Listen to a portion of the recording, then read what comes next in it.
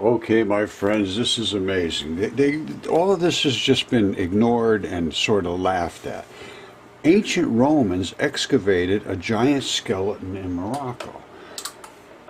A Roman commander, Quintus Sertorius, arrived in Tingis, which is Tangier, Morocco now, and this was in 81 BC.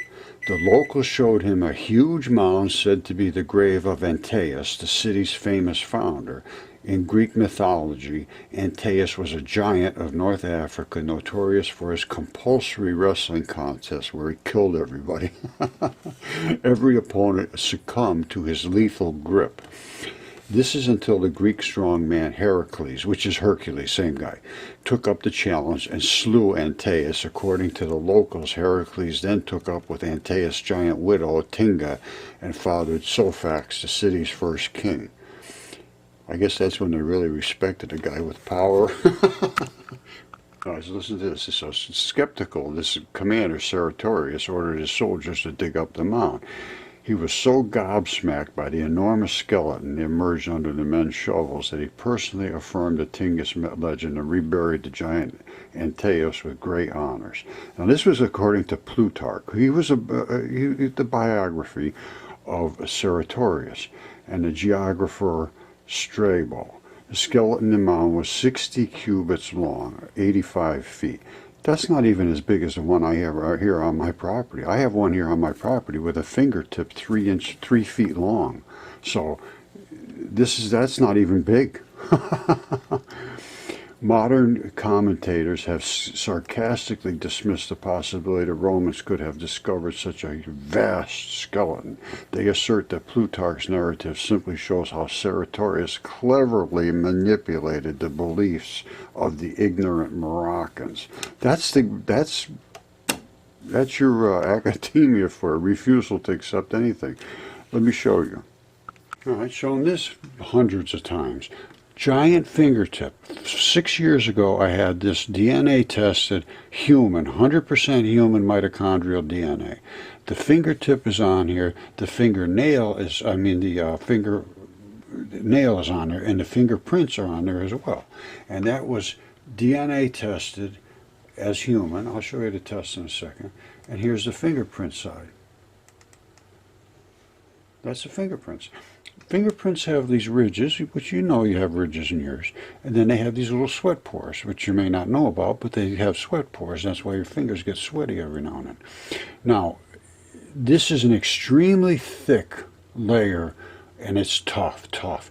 When I smacked that thing with a hammer so that I wanted to get up inside to drill into the artery, which I did. And this came off just like a little flat plate. It fell right off. Because it's just exactly like this it came off. Now I'm going to show you, and this was DNA tested as human. Now here's another one that I have on my property. These are on my property, so nobody can stop me from doing this. And this one here is this one, which is a giant left hand. And if you put your hand back like this, you're going to have one of these things running down from your palm here. And there's the bumper pad. Now remember I talked about the grip skin just a minute about the thick stuff? There it is right there, that's silver stuff. That's the grip skin, it's peeling off, you see it? Because it's just a different kind of a skin than the flesh. Where a lot of your normal skin would erode away because it's really built into the interstitium, which is underneath the fleshy sort of gooey stuff. This is not, this is a whole different issue, this kind of skin. So anyway, this was also DNA tested in CAT scan. Well, I had a finger CAT scan, and the thumb actually, I believe that's it right there, and 100% human, same thing. And then I had a lung, which was our size. All this one here is about maybe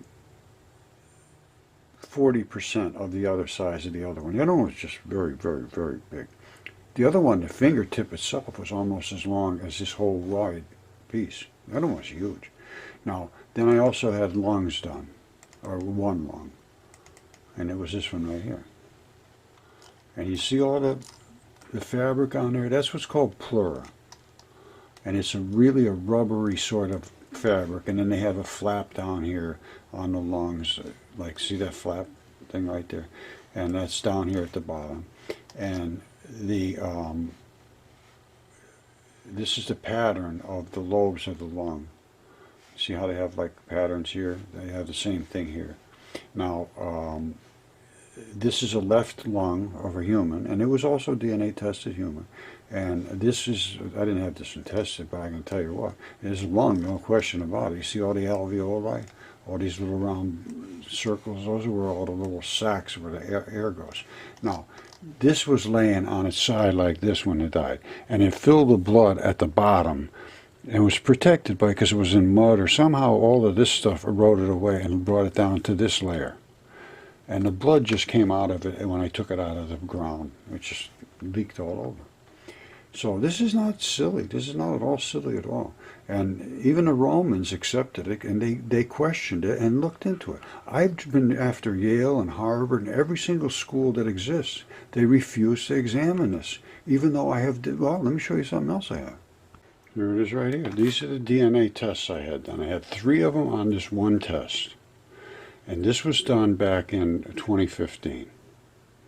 3 mud fossil samples. Now, I extracted the stuff out of the mud fossils myself and sent them little glassine bags of the particles I extracted to put into solution and to see if there was any DNA in them.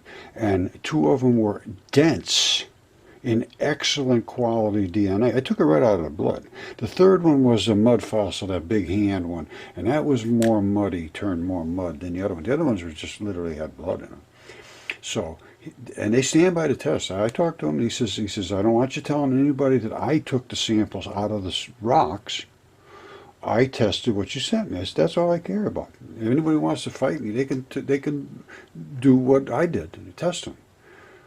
And they did all this extraction from the sample sent, and a very complicated test. And this was, I believe, was the first ancient DNA test done on ancient DNA. And I know for a fact it was the first one that tested any giants, and they all came back as human mitochondrial DNA. And here right here. Excellent quality DNA sequence obtained from the 36-inch tip sample and the lung sample.